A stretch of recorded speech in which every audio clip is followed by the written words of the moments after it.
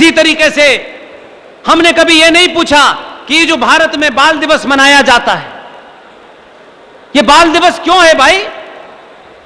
कोई तिथि रखते हैं, कोई डेट बताते हैं किसी राष्ट्र के जीवन में, तो उसका कोई महत्व होता है। कहा 14 नवंबर को बाल दिवस मनाएंगे,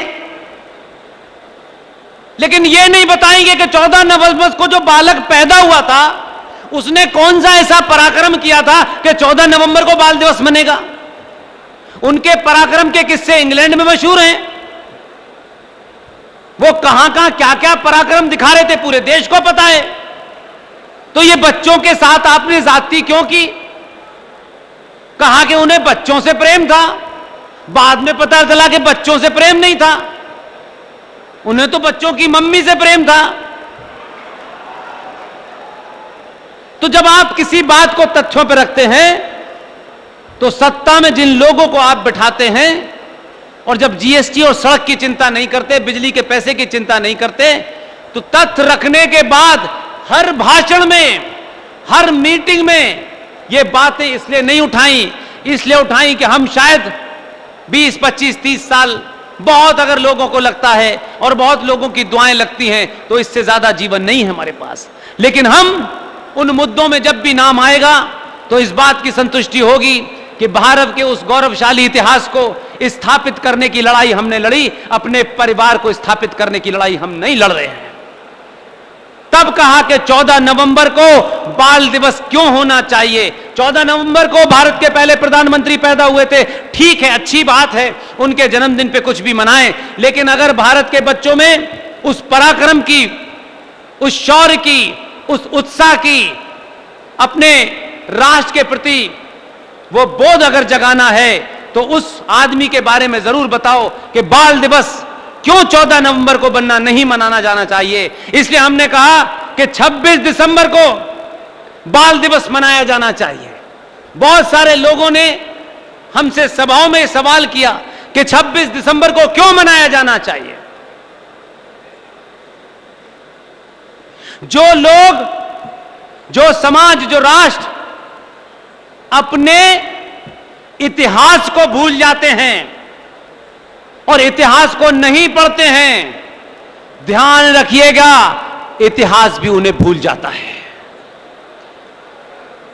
इसलिए इतिहास इसलिए नहीं पढ़ाया जाता कि आपकी मार्कशीट में कुछ पास होने के नंबर आ जाएं। इतिहास पढ़ना और पढ़ाया इसलिए जाता है कि जिन कारणों से हम गुलाम हुए, जिन कारणों से हम कमजोर हुए, जिन कारणों से हमारी चोट पहुंची, वो कारण दोबारा से रिपीट ना हो, इसलिए इतिहास का बोध बार बार कराते रहना चाहिए। इसलिए हमने 26 दिसंबर की मांग की और तथ्यों पे की, हर सभा में की, खड़े होकर की। लोग कहते थे आप ये कहते हैं इससे कोई फर्क नहीं पड़ता। मैंने कहा हमको यहां विश्वास है, क्योंकि ये कोई निजी चीज नहीं है कि अगर हमें नहीं मिली तो कल से हमारा एजेंडा बदल जाएगा। हमारे एजेंडे में कुछ राष्ट्र की चीजें हैं, बाकी निजी कुछ नहीं है। और ये यकीन हर दिन मजबूत होता है, मेरा हर दिन मजबूत होता है कि ऐसी घटनाएं देश में घट रही हैं कि आप कुछ कहते हैं, वो बात ब्रह्मांड में नहीं घूमती है, वो 7 लोक कल्याण मार्ग में भी घूमती है। इसलिए 26 दिसंबर की हमने मांग की कि गुरु गोविंद सिंह के 4 पुत्र थे, उन 4 पुत्रों में से 2 पुत्र चमकौर के युद्ध में इस्लामिक जिहादी मुगलों के हाथों धोखे से मारे गए। एक 9 साल का साहबजादा जोरावर सिंह और 6 साल का साहबजादा फतेह सिंह, ये दोनों बच्चे थे। उस मुगल शासक ने अपने वजीर को भेजा और कहा कि इसके गुरु गोविंद सिंह के दोनों पुत्रों को इस्लाम कबूल कराओ। उनकी गर्दन पे तलवार रख दी गई और उनसे कहा कि इस्लाम कबूल कर लो, तुम्हें जान बख्श दी जाएगी। 6 साल का फतेह सिंह और 9 साल का जोरावर सिंह, ये कहानी आज के बच्चों को सुनाएंगे तो उन बच्चों को पता चलेगा कि हमारे पूर्वज कौन थे। उनकी गर्दन पे तलवार थी और कहा गया इस्लाम कबूल कर लोगे तो जान बख्श दी जाएगी।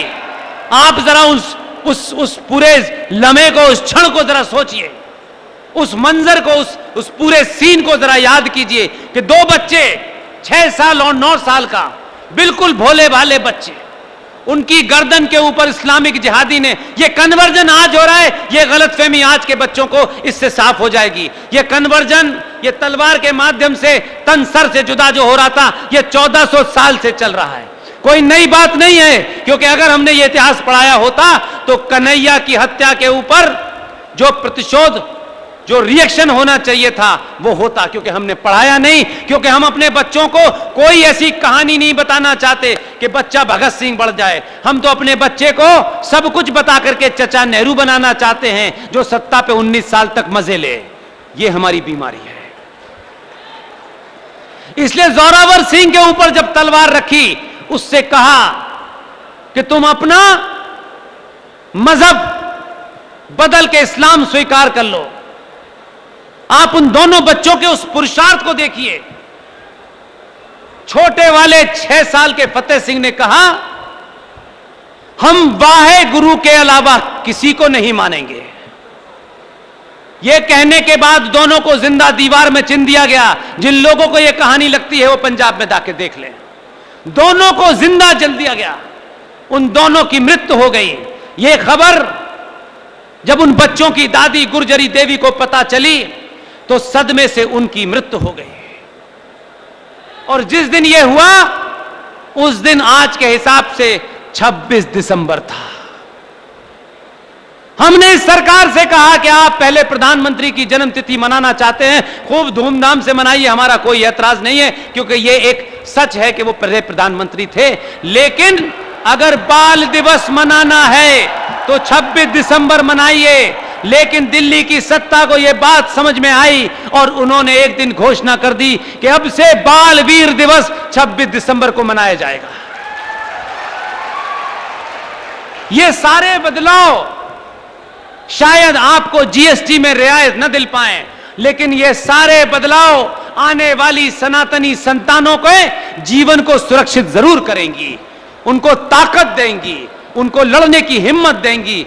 इसलिए 1 नहीं, 2 नहीं, 3 नहीं, बहुत ऐसे काम हो रहे हैं। आज से 15 दिन पहले की घटना बताता हूं, और ये बार बार इसलिए बता रहा हूं ताकि आपके अंदर इस बात का भाव पैदा हो कि हम मांगे तो क्या मांगे, अपने लिए मांगे या अपनी आने वाली पीढ़ियों के लिए मांगे, क्योंकि भारत राष्ट्र एक गहरे संकट में है। जम्मू कश्मीर, जहां भारत का तिरंगा नहीं फहर सकता था, जहां भारत का संविधान लागू नहीं हो सकता था, जहां भारत की सुप्रीम कोर्ट लागू नहीं हो सकती थी, परिस्थितियां बदली। हमने कभी राज्यसभा की सीट नहीं मांगी, और कोई देगा भी तो हमारी जूते की नोक पे, हमको कोई फर्क पड़ने वाला नहीं है। 15 दिन पहले एक मांग जम्मू में हमारे युवा साथियों ने उठाई, वहां के राजपूत डोगराओं ने उठाई, युवा डोगराओं ने उठाई, पूरे जोर से रखी। मेरे पास जब ये मैसेज आया, मैंने कहा पूरी ताकत से उठाइए, हम इसको जहां से हो सकता है वहां कहेंगे। और हमने अपनी जो शक्ति है उसका प्रयोग किया, और 15 दिन में जम्मू कश्मीर की पुलिस ने उन बच्चों के साथ मारपीट की। हमने कहा इसकी चिंता मत करना, जिंदा हो तब तक लड़ेंगे। और आप देखिए, मात्र 15 दिन पुरानी घटना है। हमने कहा कि जम्मू कश्मीर में एक ऐसा जिहादी जिसको भारत के पहले प्रधानमंत्री ने कैद किया था, उसके नाम से जम्मू कश्मीर में छुट्टी घोषित होती थी। अगर जम्मू कश्मीर राज्य में छुट्टी घोषित होनी चाहिए तो महाराजा हरि सिंह के जन्मदिन 23 सितंबर को होनी चाहिए। यह मांग रखी, उन बच्चों के कुछ चोटें आई, और देखिए कि धीरे धीरे धीरे धीरे 5 तारीख की यह घटना है, उन बच्चों पे लाठी चार्ज हुआ। लेकिन 15 दिन के अंदर पूरे देश में वो माहौल बन गया, और डोगरा राजपूत बच्चों ने पूरी बहादुरी के साथ इस लड़ाई को लड़ा। और अभी से कोई 24 घंटे पहले जम्मू कश्मीर की सरकार ने यह निर्णय लेकर के सार्वजनिक किया कि अब से महाराजा हरि सिंह के जन्मदिन 23 सितंबर को जम्मू कश्मीर में सार्वजनिक छुट्टी होगी। यह बदलाव है, इसको इस तरीके से समझिए। इसी बदलाव के कारण लोगों में, दुनिया में उथल पुथल है, और यही उथल पुथल इसलिए है कि आपको यह बोध हो गया है कि आप किसकी औलादे हैं, आप किसके वंशज हैं। इसलिए आज उन लोगों से मत डरिए। वो एक कृष्ण भरवार को मार सकते हैं लेकिन सनातनियों को समाप्त नहीं कर सकते हैं।